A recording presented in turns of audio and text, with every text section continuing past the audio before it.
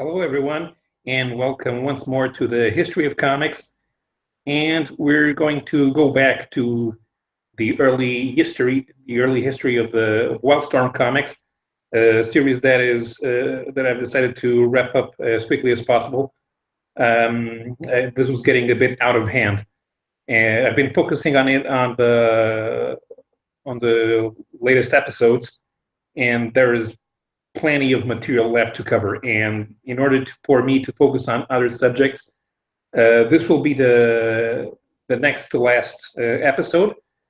Today we'll be talking about Wildcats Volume 2, which reinvented the property from its humble beginnings as an X-Men clone and turning it into something completely different, but equally, no, perhaps even more engaging than it was. And after that, next week, we'll be wrapping up with Planetary. There are other topics that I'd like to cover on this history, like Sleeper, Wildcats 3.0, Global Frequency, possibly a bit more authority. But right now, I think that this covers basically the first 8 to 10 years of WildStorm Productions, and it wraps up with what was basically the most productive output that they had, which was responsible for reinvigorating superhero comics as we knew them.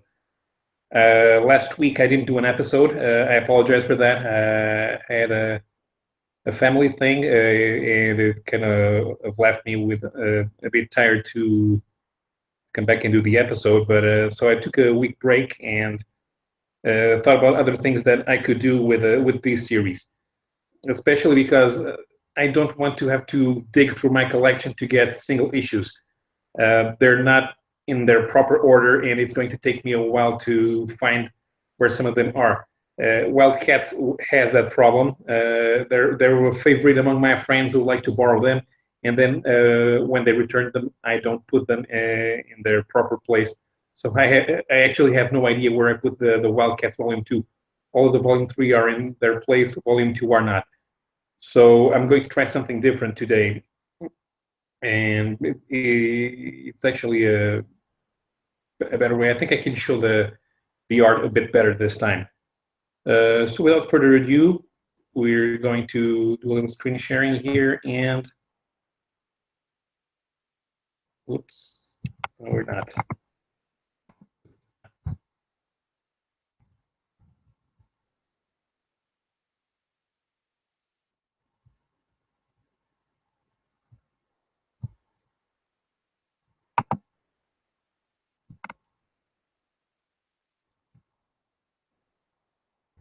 So this was the new Wildcats title. As you can see, it's just plain Wildcats, no WildC.A.T.S as it was previously written. This is no longer a superhero team, and Wildcats refers more to what the characters are doing. The title was started with Scott Lobdell on writing, and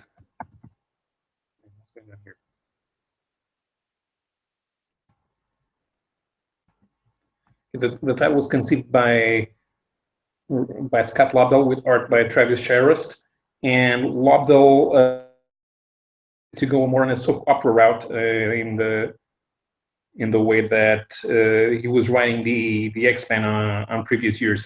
You can see from the cover that this does not look like the regular Wildcats. They look a lot more human, a lot more down to earth. And from the intention that Scott Lobdell wanted to take the title, this was going to be more of an episodic fiction. Each issue focusing on a different set of characters.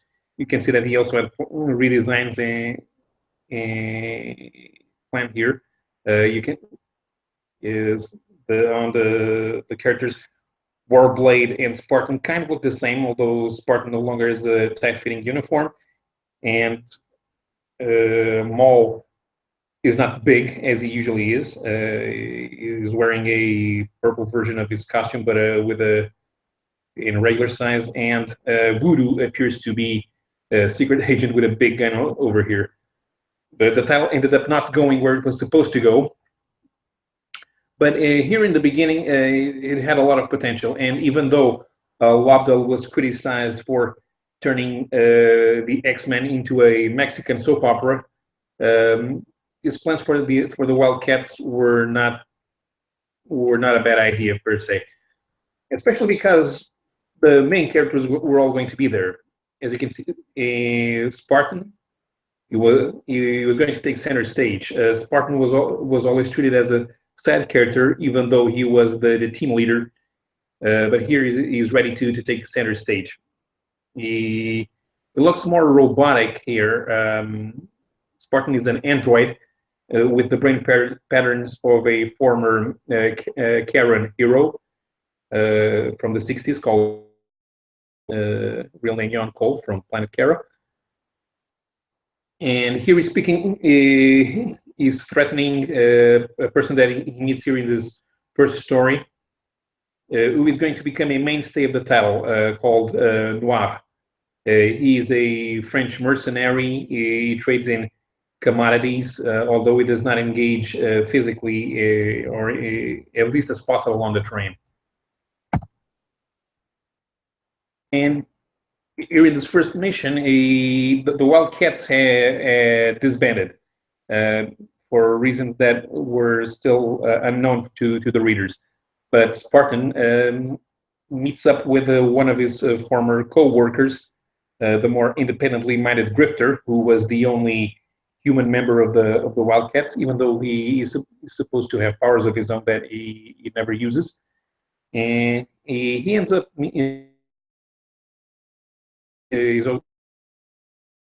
the former Lord Amp Jacob Marlowe, who appears here quite transformed, more alien-like, and Grifter is quite taken aback by his new appearance. He doesn't know what's going on yet, although it's no secret. Amp tells him that his objective is to become a Karen High Lord, and that will need him to become something else, both physically, mentally, and spiritually. But first, he has to take care of his affairs on Earth, and for that, he's going to need more help than he thought he would. But that was going to have to take a break. On the second issue, we have Voodoo on the cover. Voodoo is a half-human, half-demonite. The Demonites were the enemies of the Wildcats, although Voodoo, who at first was unaware of her heritage, fought on the side of the Wildcats, and then find out when they returned to Kara at the final issues of Volume 1 that the Demonites had already lost the war and were treated as second-class citizens in the Karen Empire. So they all returned to Earth, and here Priscilla is basically retired. She's living in a flea motel in Florida, with instead of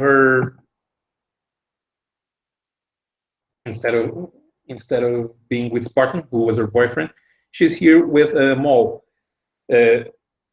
Maul is now only Dr. Jeremy Stone, and he figured out a way to use his powers in a different manner. Instead of growing, he now shrinks. He shrinks his matter, and when he grew, he lost brain power. He became dumber. But now, if he shrinks, his power grows immeasurably, and he can use it to perform calculations much faster than a normal human being. That was actually a pretty good idea by Lobdell to use Maul for, instead of the typical dumb big guy. This was a different way to use a certain set of powers. It's typical for superheroes to be focused on a very small usage of what their powers can do. For example, when we're thinking about Flash, what does he do? He runs. Aquaman, he breathes underwater. And that's a very limited use a power set, and here Lobdell is trying to exploit a little more of what Jeremy Stone can do. Then we get to issue 3, Grifter's back, Amp and Marlowe are back. Here we see them using Void's teleportation abilities. Void was served as the personal transportation. She was quite enigmatic, although she was, it was known that she was an entity from the Bleed that had been merged with a former Russian cosmonaut. But Void hardly appears in these first issues, and there's a certain mystery as to which Wildcat is supposed to have died, because Lobdell had indicated before the title started that one of the Wildcats was dead. So notoriously absent from the first issues are Void, Zealot, and Warblade. Here, Amp, Spartan, and Grifter are trying to locate Marlowe's former nemesis, Kenyon, who is going to be the focus on the first arc. Issue number 4 was a flashback issue that was showcasing what happened to the Wildcats on their final mission, and Zealot is the topic of the cover, and it's revealed by the end of the story that she apparently died. So that kind of makes the mystery moot, although knowing Lobdell, this was not going to be the end of it, especially because Grifter is not over Zealot's death during the course of this story, and everybody just keeps forgetting about Warblade. He never gets mentioned at all. Especially because in issue number 5, Zealot is back. One thing is that this issue was drawn by the authorities' artists, who, because Travis Charest was late. Charest became quite late delivering pages at this stage, and he missed several issues, and he eventually was let go. So Zealot's back. We saw her die. So it was on the previous issue, but she's back here, and she's on a mission. Zealot founded the Coda Sisterhood, a group of warrior women who eventually became amoral mercenaries, which Zealot herself, as the founder, had a problem with because they were supposed to have a code of honor.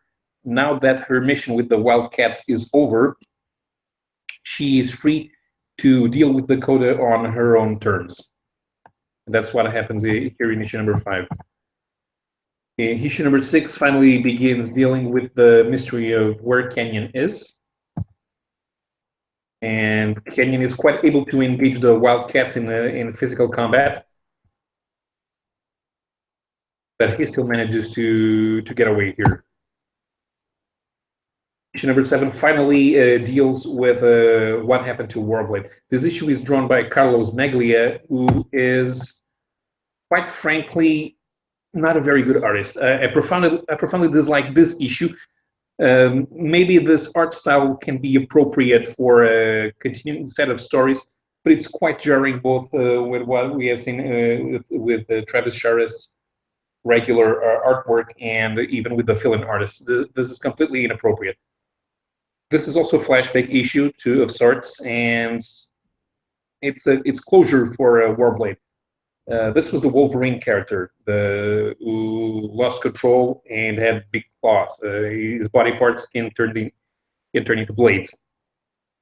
So what they had here basically was that after former Daemonite assistant Pike had killed his girlfriend, Warblade had retreated from the world, but Pike was still was still interested in fulfilling his promise to kill a Wildcat.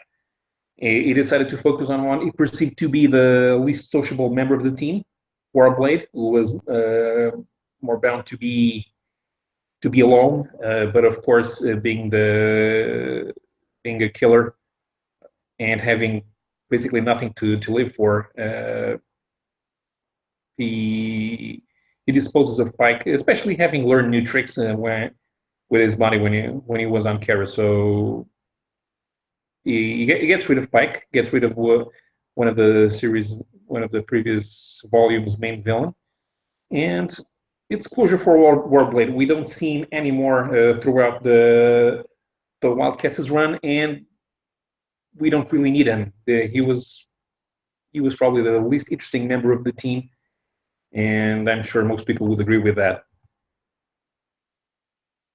So this was also Scott Lobdell's final issue, and for issue number 8, Joe Casey and Sean Phillips come on board.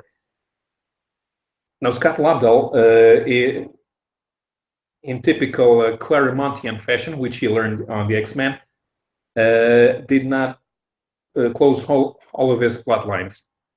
Being fired also tends to derail you a bit, but Casey decided to stay with the program, and he brought the Canyon storyline to what I think was a satisfying conclusion. Jacob Marlowe decides not to get Spartan and Grifter involved on his search for Canyon, and he eventually takes off and leaves everybody in the cold. Noir is hired by Grifter and Spartan to help them locate Marlowe, since he's very good at uncovering information. And Casey saw that Noir was a very interesting addition to the cast. So I'm glad he stayed with him. Noir, well, he's pretty amoral. I won't say amoral. He seems to have a certain code of conduct, even if he is not completely trustworthy. So they're going after Marlowe, and he finds Canyon. And they talk. One of those moments where instead of having the villain explaining his master plan to the hero, it's actually the hero explaining his master plan to the villain. Canyon is trying to use Karen technology to not take over the world, but setting himself up in a position of power. Marlowe is trying to clean up Karen influence on Earth, and that means having to deal with his own enemy, the Canyon. But what he explains here is that he needs Canyon to kill him. His plan was for this is covered to issue number 10. It's Grifter again. Just one thing that I need to mention here. When Sean Phillips begins taking care of the art, the covers start becoming quite irrelevant. They don't really tell you what's going on in the story. They're not even appealing. They're just art, and as beautiful as they sometimes may be, they don't entice people to buy comics. We were talking 1999, 2000, 2001, and by this time, I think that everyone involved understood that people were only willing to read a comic if they started on number 1. So this was number 10. Nobody's going to start reading on number 10, but well, with covers like these, they're definitely not going to start reading on number 10. So, and here is threatening to kill Marlowe, and Marlowe's okay with it. This actually quite surprises Canyon. Actually, and Marlowe berates Spartan and Grifter for interfering because he has a plan, and the plan is he needs to, in order to become a Karen High Lord, he has to die, and that is done with well, when that happens, it liberates a tremendous amount of destructive energy. So his plan was to die and take his greatest enemy with him, and he fails at that. Canyon does not understand what's going on, and he does something completely unexpected in what he understands to be depriving his greatest enemy of a victory. He kills himself, and Marlowe no longer can ascend safely. He can't kill himself. He needs somebody to kill him, and whoever dies with him is going to die. Whoever kills him is going to die with him. that's the problem. But they fixed it. Spartan does it. Spartan was always very loyal, more so than any other Wildcat, to Jacob Marlowe. And the fact that he was an android had something to do with it, but he had transcended his programming. The android known as Hadrian 7 had the true spirit of the hero John Colt, and he understood what needed to be done in order to be an effective hero. So he helps Marlowe, and that takes care of a certain set of characters. Warblades out of the way. Marlowe's dead, so the Wildcats are free to go in a completely different direction. There are no more Karens, there are no more Demonites. Zealot's missing, nobody knows where she is, and it's just Grifter and Spartan, the most unlikely of friends, who are going to take over the title for the time being. Except Sean Casey as plans, and he brings back one of the secondary characters from the previous volume, Ladytron, Maxine Manchester. Ladytron is a cyborg of the Church of Gort. They believe in post-humanity, that they're supposed to fuse with machines. Of course, some have a better fashion sense than others, and Maxine, this is how she actually looks inside a comic. Not only has she replaced her chin with some metal piece, she has a motorcycle Harley Davidson handlebars grafted on her back. Those are not very practical. Grifter finds Maxine. He was hired. He doesn't know by whom to find his former associate. Turns out it was the Church of Gort. Ladytron left the church, and she is now considered a heretic. And she ends up hanging up with the Wildcats. Issue number 12 sees Spartan transforming himself. Now that the person he was the most loyal to is no longer there, his life as an android is his own. He attends Jacob Marlowe's funeral, basically alone, and he takes over the company that Marlowe owned, the Halo Corporation, as Jack Marlowe. He decided on to use the name Jack because it sounds like an all-American hero. I would have gone with Adrian Marlowe, but well, I suppose getting a new identity needs something that can be trusted. The other person attending the funeral here, occurring later, is Jackson King, battalion from Stormwatch. At this time, Stormwatch had disbanded. WildStorm was focusing on the Authority, and the former Stormwatch members were out of the action. This was also before Monarchy had started, which transformed Jackson King into a different type of transdimensional hero. We also see Jeremy Stone, Maul, and Priscilla Kitten, Voodoo, coming back. They're not going to go away. They were not involved romantically, although there was that possibility, and they're going to explore that for a bit, even if they're not going to be engaging in any sort of heroics. Meanwhile, back at Halo, Spartan is having to deal with the fact that Grifter is still there, and he brought in Ladytron, who has no place to go.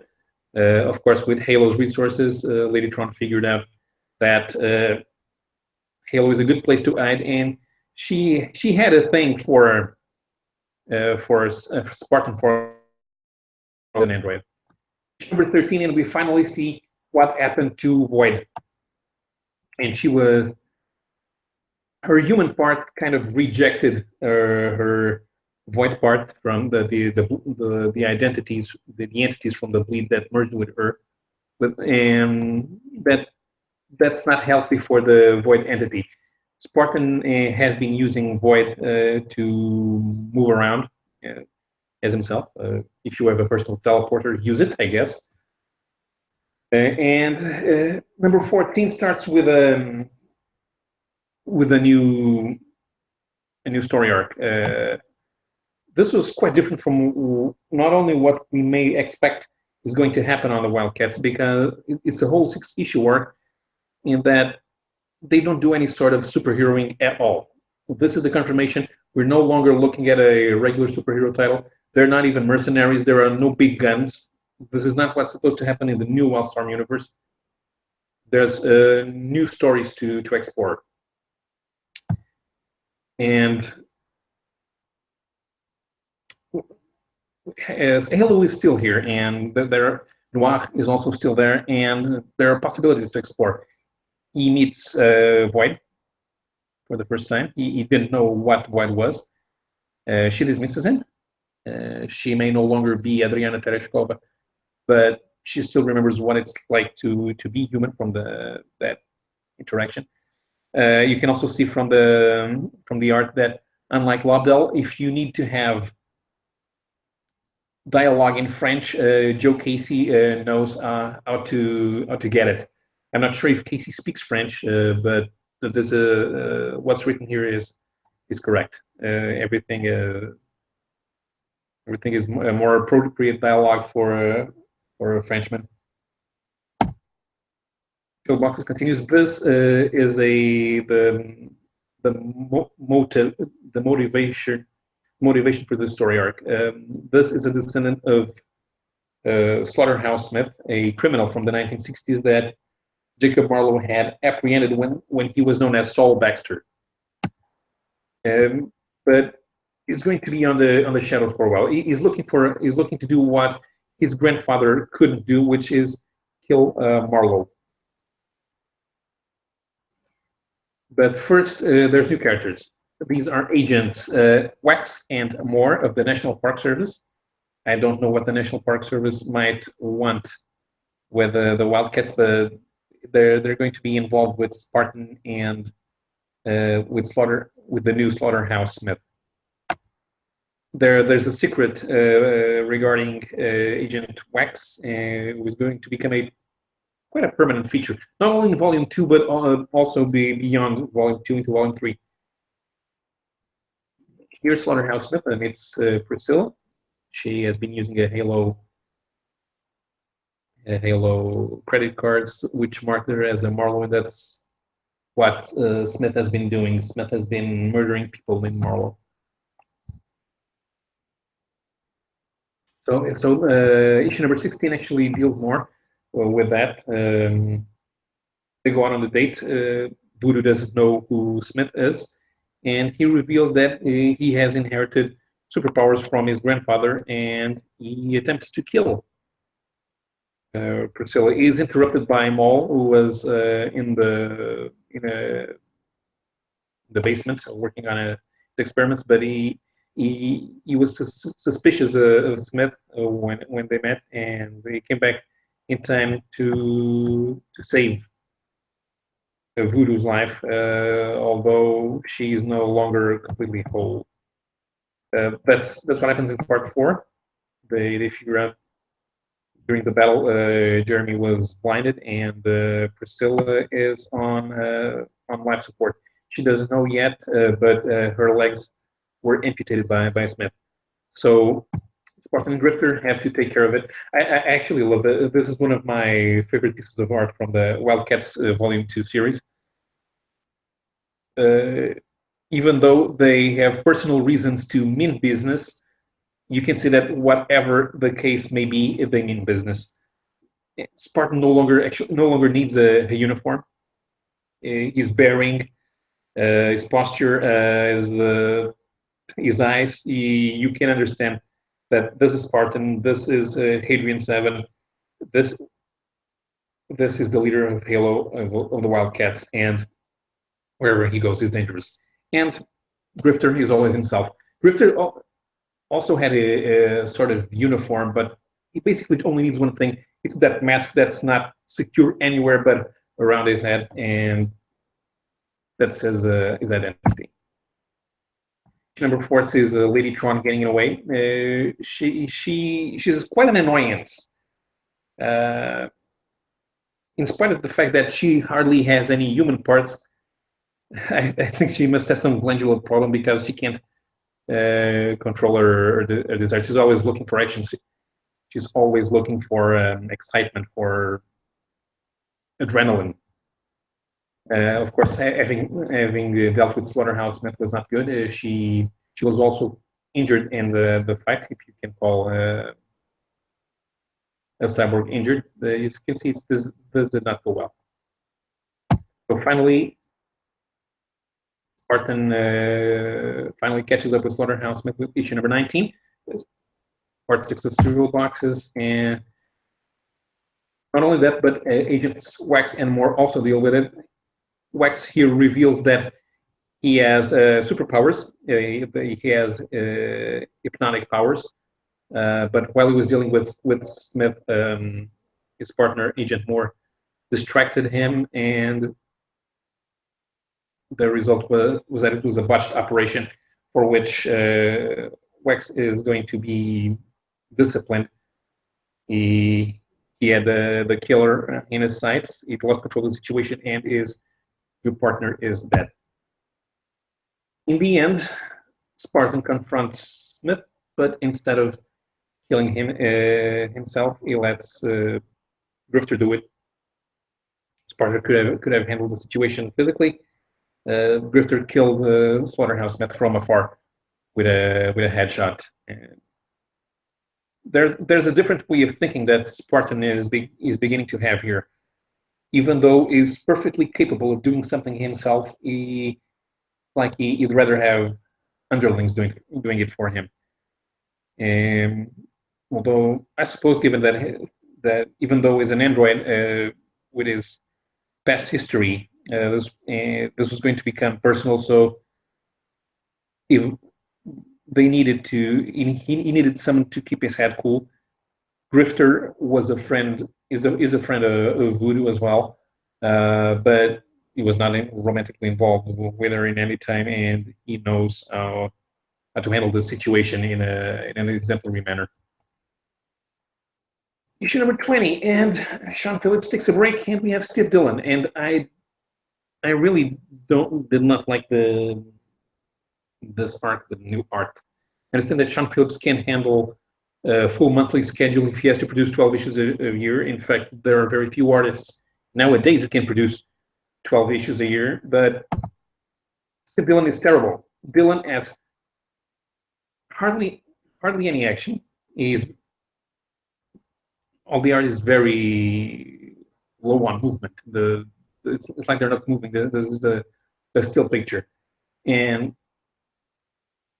he's not good at body language. He's not good at all the characters have the same expression. His range is 2 expressions and 2 facial types, and I really dislike the way that Dillon does it, because he also has this minimalist art style, and he does his own hinking. And I remember that John Byrne also used to have 2 body types and 3 faces, but Byrne could be complemented by his inkers, and Dillon did not work with inkers, and I've never been a fan of his work. No, but there was some interaction between Maul and the Grifter, and they're all upset with what happened to Priscilla, of course, and they don't know exactly how to handle the new situation. Slaughterhouse Smith is dead, but their friend is now stuck in a wheelchair for a former dancer. That's terrible, and they don't know exactly how to help her. Number 21 sees the arrival of a new set of federal agents, CIA agents. Jeremy Stone has been communicating with an artificial intelligence that was developed by the US government, and that artificial intelligence becomes self-aware by interacting with Jeremy. This causes the attention of the CIA, and they send a couple of agents. This is Agent Orange, and as funny as it is going to become a part of Wildcats on Volume 3, but for now he appears in this arc. So, I mean, it's like this face over here. He appeared on It's the same face that you see on Preacher. Well, I can't remember the name of the character. The one that had to protect the Jesus offspring. I can't remember, but they all look the same. One thing here is that these agents seem to be unaware that Jeremy Stone is Maul. Now that it's a good idea for him to use his powers as is recovering. Dealing with Orange also takes a while. It's going to need intervention from Spartan. Drifter can't do it. Number 22, and we're back. Sean Phillips is back, and so is Zealot. Drifter finally catches up with Zealot, and Cole Cash and Zena were involved on and off, but they seem to always be friends with benefits at least. But Grifter had taken Zealot's death quite hard, and when he found out she was alive, he needed to know where she was, what happened to her, was she okay? Zealot does not like this interference. She wants to cut all ties with her previous life. But they catch up, they kill a few more Kodas, and then she goes away again. Now, at the beginning of 22, the set of covers are even worse. Yeah, they don't say anything. They even have the issues title part of the artwork, but it's good for experimental, but it doesn't tell me anything. That these covers are not good covers, and I wouldn't. And if this was the good old days, I would never buy a comic with a cover like this. So still Grifter is going after Zealot, and she's more pissed off. There's also some problems with Void. She's losing her the integrity of her physical form, and Noir, even though here he's employed he works for Halo. He sees an opportunity for himself to get a new sort of power. Number 24 cover, yeah, I really don't.